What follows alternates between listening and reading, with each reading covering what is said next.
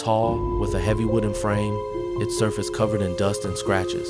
My grandmother had always kept it in the attic, hidden beneath a thick cloth.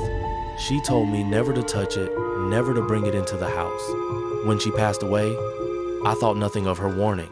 I carried the mirror down, set it against the wall of my bedroom, and stepped back. The air felt colder, almost heavy. That first night, I couldn't sleep. The shadows in my room seemed to stretch longer, reaching toward the mirror. I told myself it was just in my head, just shadows, just nerves. But when I glanced at the glass, I saw my reflection blink a second too late, as if it wasn't me at all.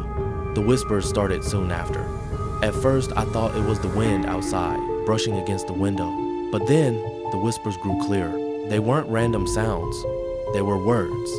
My name, spoken softly, drawn out, as though someone was standing just behind the glass. I froze in bed, clutching the blanket. I didn't move until morning. The following night, I tried to ignore it. I turned my back to the mirror, facing the wall. But the whispers came again, louder this time, as if impatient. And then I heard something new, a faint tapping, like fingernails brushing against the inside of the glass. Tap, tap, tap. I turned slowly. The mirror was still, but I swear I saw ripples, as if the surface was made of water. Drawn by something I couldn't explain, I stood up and walked closer. My reflection stared back at me, pale and trembling. But then behind me something moved. A figure. A woman. She wore a black veil, her body draped in shadows. Her head tilted slowly, unnaturally, as though her neck were bending the wrong way. Her hands pressed against the glass, leaving dark, oily prints that smeared across the surface. I couldn't breathe. Her mouth curved into a smile. Not human, not natural. Her lips stretched too wide, tearing the corners of her face. I stumbled back, but her eyes locked onto mine. Black, empty, endless. The glass groaned.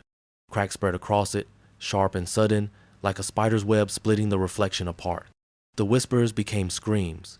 100 voices all at once, clawing into my ears. The woman pushed harder against the glass. Her body pressed forward, closer, closer, until I thought she would break through. And then the mirror shattered. A thunderous crash. Shards exploded across the floor, glittering in the dim light.